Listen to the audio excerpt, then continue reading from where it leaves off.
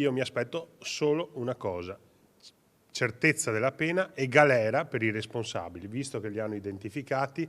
A me poco importa se siano minorenni o maggiorenni, interessa soltanto che chi commette atti di violenza come quelli visti sabato sera finisca in galera. Non accetto altri tipi di condanne che siano fogli di via, daspi urbani, tutte queste cose abbiamo capito non funzionare. Sto attendendo l'esito delle indagini della questura. Sono situazioni inaccettabili che provocano feriti ma anche danni alla comunità che sta investendo per essere sempre più attrattiva. Il sindaco Conte interviene dopo il brutale pestaggio di sabato sera a Porta San Tommaso. La violenza tra i giovani, così come il tema dei furti, saranno al centro dell'incontro del presidente Anci Veneto e del governatore Stefani con il ministro Piantedosi.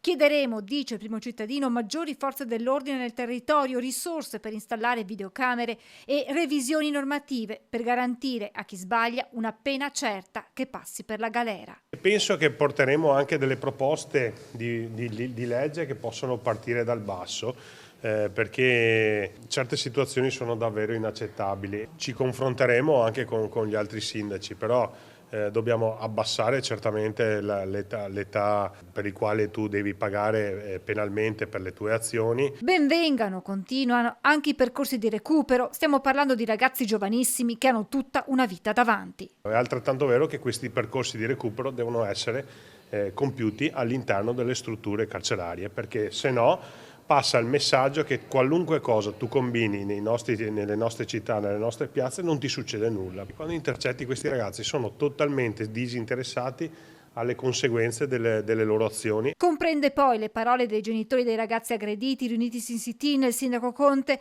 che sottolinea come si stia tutti lavorando sul fronte sicurezza, ma aggiunge non è solo Treviso. Leggiamo di episodi simili anche in altri territori. Non esiste più una città sicura, c'è una paura diffusa e su questo dobbiamo lavorare. Cambiare le leggi per far tornare le nostre città sicure. Quindi rivedere la Cartabia?